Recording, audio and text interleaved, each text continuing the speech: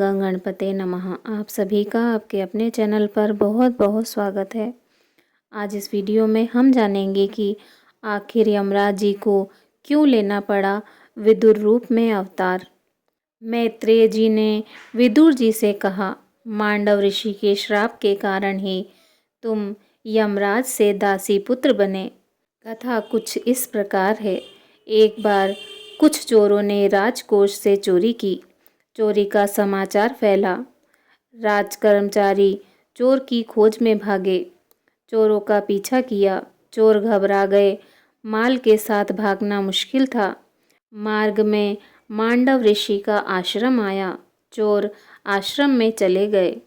चोरों ने चोरी का माल आश्रम में छिपा दिया और वहां से भाग गए। सैनिक पीछा करते हुए मांडव ऋषि के आश्रम में आ गए। छानबीन की, चोरी का माल बरामद कर दिया। मांडव ऋषि ध्यान में थे। राज कर्मचारियों की भागदौड़ की आवाज़ से उनका ध्यान भंग हुआ। उन्होंने मांडव ऋषि को ही चोर समझा। उन्हें पकड़ लिया और राजा के पास ले गए। राजा ने फांसी की सजा सुना दी। मांडव ऋषि को वध स्थल पर लाया गया। वह वहीं गायत्री मंत्र का जाप करने लगे।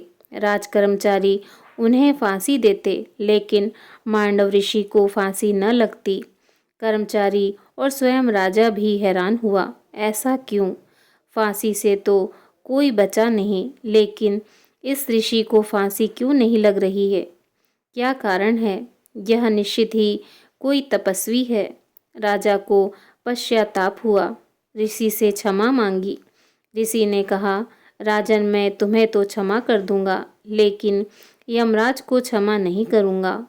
पूछूंगा, मुझे मृत्युदंड क्यों दिया गया? जब मैंने कोई पाप नहीं किया था। मैं न्यायाधीश यमराज को दंड दूंगा।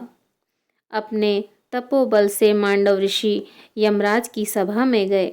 यमराज से पूछा, यमराज, जब मैंने कोई पाप नहीं किया था तो मुझे मृत्युदंड क्यों दिया गया? मेरे किस पाप का दंड आपने दिया? ऋषि के पूछने पर यमराज भी हिल गए। यमराज ऋषि से नहीं डरे, ऋषि की तप साधना से डरे। तप से ऋषि की देह और वचन पवित्र हो जाते हैं।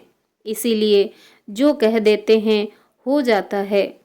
तप ही व्यक्ति को पवित्र करता है। भक्ति ही आदमी को पवित्र करती है। ऋषि का प्रश्न सुन यमराज कांप गए। कहा, ऋषिवर, जब आप 3 वर्ष के थे तो आपने एक तितली को कांटा चुभोया था। उसी पाप के कारण ही आपको यह दंड मिला।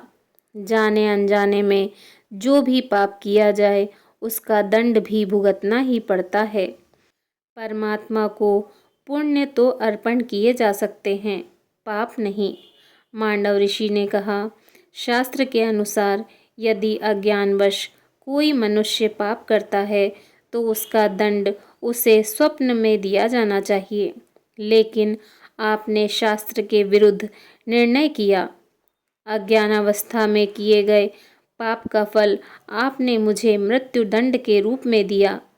आपको मेरे उस पाप का दंड मुझे स्वप्न में ही देना चाहिए था। यमराज, तुमने मुझे गलत ढंग से शास्त्र के विरुद्ध दंड दिया है। यह तुम्हारी अज्ञानता है। इसी अज्ञान के कारण ही मैं तुम्हें श्राप देता हूँ कि तुम दासी पुत्र के रूप में जन्म लो, मनुष्य योनि में जाओ।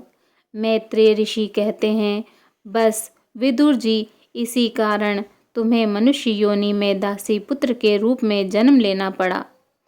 तुम कोई साधारण मनुष्य नहीं हो। तुम तो यमराज का अवतार हो। कोई किसी की उंगली काटेगा तो उसकी उंगली भी एक दिन कटेगी। कोई किसी की हत्या करेगा तो उसकी भी एक दिन हत्या होगी। बचपन में ऋषि मांडव ने तितली को कांटा चुभाया था, इसीलिए सूली पर चढ़ाना पड़ा, और यदि तितली मर जाती तो ऋषि को भी मरना पड़ता। वीडियो को अंत तक देखने के लिए आप सभी का बहुत बहुत धन्यवाद। इसी तरह की और कहानियाँ सुनने के लिए मेरे चैनल को लाइक करें और सब्सक्राइब करें। धन्यवाद। जय श्री राधे कृष्णा।